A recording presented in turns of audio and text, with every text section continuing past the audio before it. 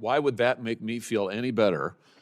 As, by the way, as someone who's had his cell phone tapped improperly by the United States government, by the way, why would I feel any better if I'm told that, oh, the U.S. government improperly queried your personal information, and not in this case just your location or something else, your personal communications? The government looked at those, targeted them. You can use whatever verb you want, found them out. But don't worry, they weren't going after you in the first instance. They just happened to have all your stuff, and so then they looked into it because there are no effective constraints on them. Well, I mean, why is that a good thing? Shouldn't we do something about that? I'll say I think members of Congress do have a heightened reason for concern, a heightened expectation of safeguards in this area. Members of Congress have every right and every reason to talk to foreign officials. And of course, the executive branch. What about journalists? What about normal Americans who is somebody who's got a family member who lives overseas? I don't care who the person is. My point is, when you've got in a single year 278,000 improper queries, it seems to me it makes no difference to the Americans whose data was improperly searched to say, well, but it's really okay because you weren't targeted. Yeah, all your stuff was read, all your private stuff, but don't worry, you weren't targeted. I mean, imagine discovering that the government searched through your private communications without your knowledge. Now imagine being told not to worry because you weren't technically the target.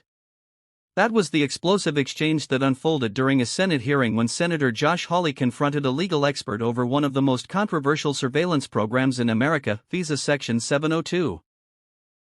As the discussion intensified, Hawley repeatedly challenged the logic behind a system that led to hundreds of thousands of improper searches involving American citizens.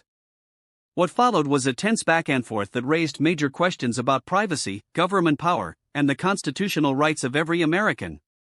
Let's break down exactly what happened. In this database is a separate Fourth Amendment event.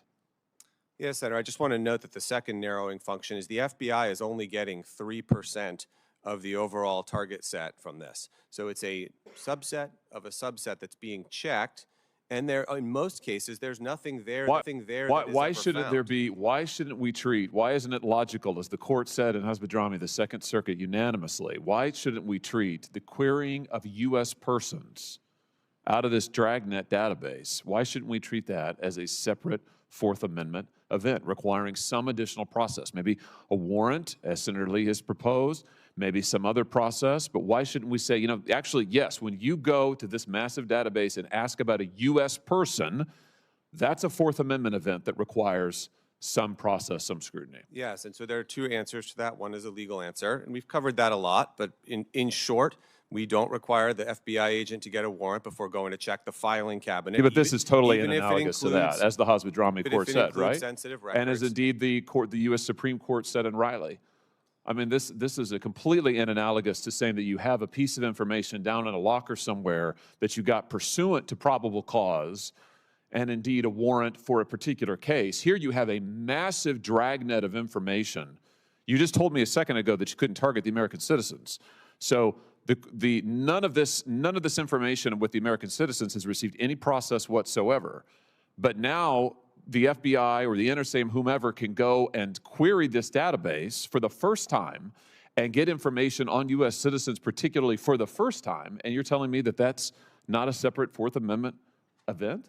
Well, Senator, I don't know what the first time. And when this information comes across the transom, there's an analyst, let's say at NSA, who's monitoring that target, or at the FBI, if it's one of their investigations, and they can read the whole thing. It's the first time that the U.S. person has been the subject of inquiry, though. It has to be under the statute, because you told me a second ago you can't target a U.S. person. Right.